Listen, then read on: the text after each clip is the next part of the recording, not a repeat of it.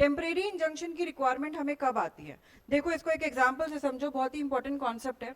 For an example एक suit file होती है, और क्यों फाइल होती है कि प्लेंटिफ को ओनरशिप टाइटल चाहिए, उस प्रॉपर्टी की पोसेशन चाहिए। जो प्रॉपर्टी सूट प्रॉपर्टी है वो डिफेंडेंट के पोसेशन में है, और प्लेंटिफ कहता है कि ये प्रॉपर्टी मेरी है, मुझे इसकी पोसेशन वापस दी जाए, इसलिए क्या की गई है, सूट को फाइल किया गया है।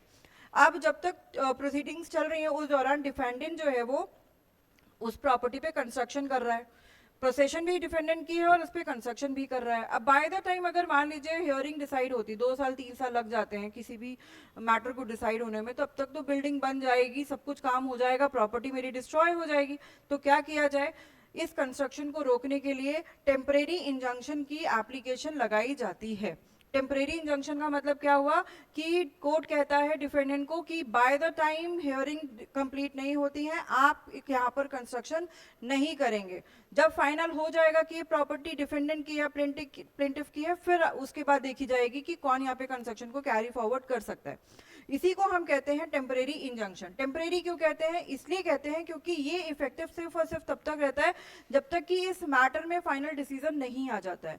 Once final decree is passed, मतलब कि कोर्ट ने डिसाइड कर दिया है ये प्रॉपर्टी प्लेंटिफ की है या डिफेंडेंट की है, उसके बाद ये जो इंजंक्शन ऑर्डर था, स्टे ऑर्डर लगा था, ये क्या हो जाएगा, खत्म हो जाएगा। अब कई बार ऐसा होता है, जनरल रूल क्या है, यहाँ पर आपने एप्लीकेशन लगाया, हियरिंग हुई, और उसके बाद क्या हुआ, कोर्ट ने इंजंक्शंस को ग्रांट किया। तो ये तो आपका हो गया जनरल रूल, हियरिंग हुई, इंजंक्शंस ग्रांट हुए।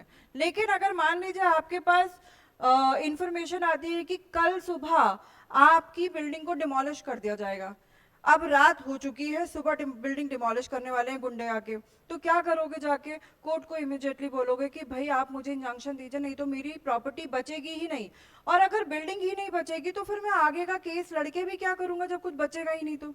तो ऐसी सिचुएशन में जब कभी अर्जेंसी होती है और हियरिंग कंडक्ट करने का टाइम नहीं होता है, तो इमीडिएट इंजंक्शंस कोर्ट ग्रांट कर सकता है। तो यहाँ पर पहले कोर्ट इंजंक्शंस दे देगा, ठीक है, और उसके बाद फिर हियरिंग करेगा कि इंजंक्शंस को हमें कंटिन्यू रखना है या नहीं रखना है।